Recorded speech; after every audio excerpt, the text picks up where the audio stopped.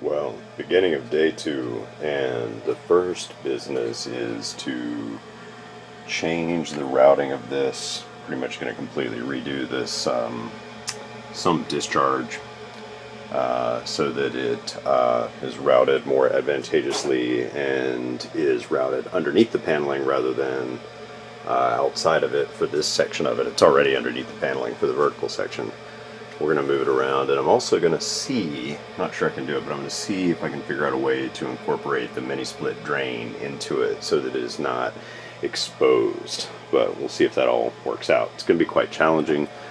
As you can see, the mini split itself is still, it was installed directly on top of a previous siding, so kind of screwed there. I'm going to have to hang it off of that and see if I can move it away. Don't want to bend those pipes too much. But anyway, okay, we'll get across that bridge when we come to it. What we're doing now is figuring out this discharge pipe. I've got the good old Harbor Freight oscillating saw, which is great for plunge cutting through pipes and cutting in notches into studs. Which is essentially what we're going to do. We're going to notch in here and back here so that this pipe, instead of coming out here into the room, can keep going that way and can have a path to the same place but just be farther in, so it doesn't stick out like it used to. And like I said, possibly also have a branch that goes up this way. Alrighty, let's get to taking apart what's there. Now, I had long suspected that this check valve that I installed in there to try to keep the water from just draining out of the relatively long vertical section just straight back down to the pump, which is completely futile. It didn't work. But like I had long suspected that this check valve didn't work very well, and now that I've taken it apart and looked at it, you can see that the little flapper thing in it is dried up to the point where you can, I don't know if you caught that on camera, but you can literally see daylight through the thing. So that's garbage.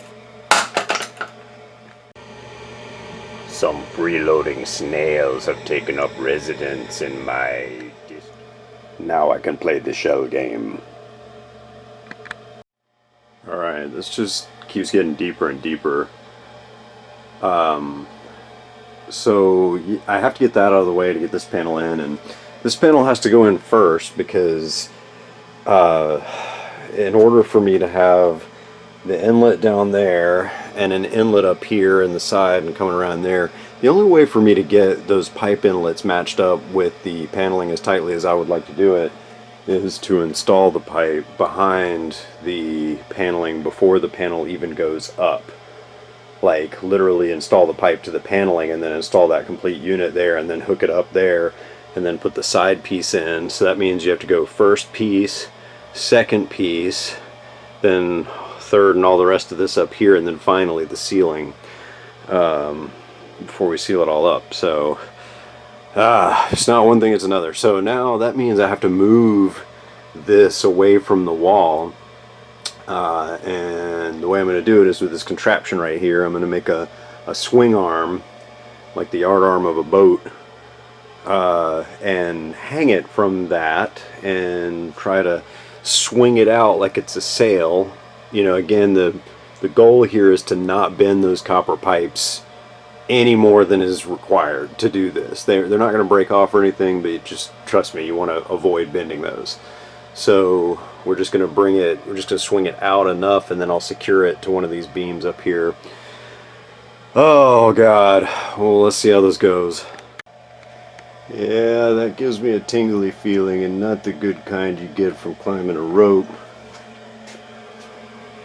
So yeah, almost no tension or any, not much bending on the pipe. They're fine.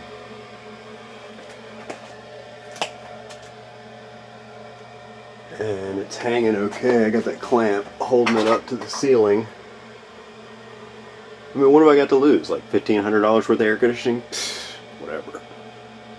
Anyway, now I need to get this, I need to get the pan off. I need to note where I need to make the opening. I need to get this pan off. and then we'll get that piece of paneling in. Okay, so the nice thing about working with this Nudo paneling, it's 3/8 inch OSB with like a fiber reinforced panel attached to the front, or maybe non-fiber reinforced. It's like OSB reinforced in this case. But anyway, it's nice because you can mark it all out what you're going to do and just wipe that off with alcohol later, wipe off the Sharpie. And you know, it's going to have the in-wall drain right behind it right there, poking through. And if I get the edge cut out right and the outlet area cut out right and have it all fit, it'll be a miracle. It's not too challenging to do the straight lines with a track saw, but let's see how good I do locating the various fittings.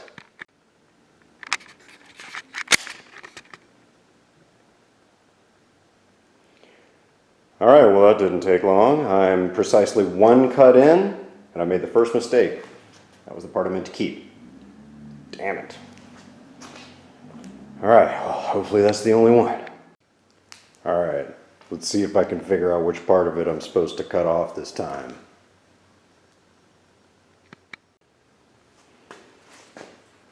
Gotta love the track saw.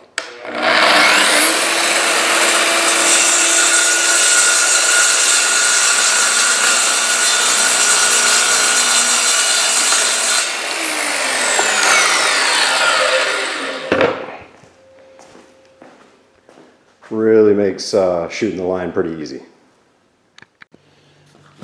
The good news is if this outlet cutout isn't right, I'm just going to move the outlet.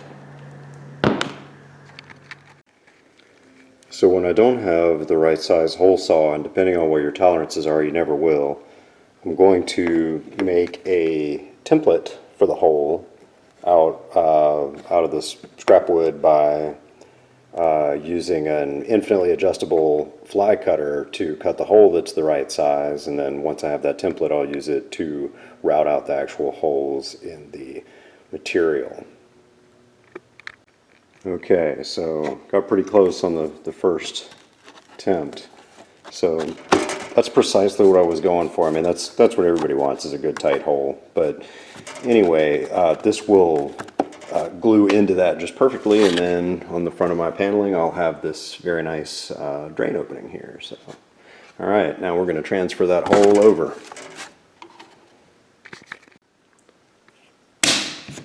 So now we've got that hole routed out, and I used a little double stick because the surface of the paneling is so slidey it's hard to clamp.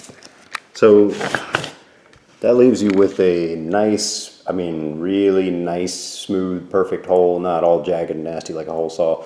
So yeah, we'll pop our fitting into the back of that, and the positioning of it is okay because I mean I can put the back plate for the mini split wherever it needs to be for that hole to be in the exact right place. So that means panel number 1 is done.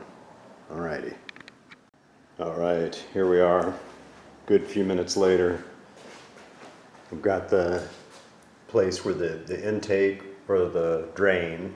I did actually put the crusty old check valve back in it because when the sump pump pumps water up this, I want it to go out, and it's also going to try to go this way and up, and I don't know if the pump has enough guts to pump up that much further when there's an opening over here, but there is the chance that it could.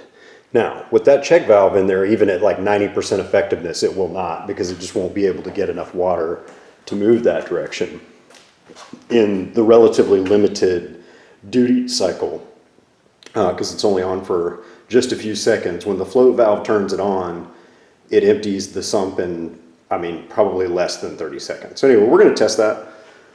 Definitely, because I don't want to have it shooting water up into the air conditioner pan, so we'll have to see about that. But other than that, the panel number 1, hopefully the toughest one, is all notched out and sized out, and if the stars align, it'll fit.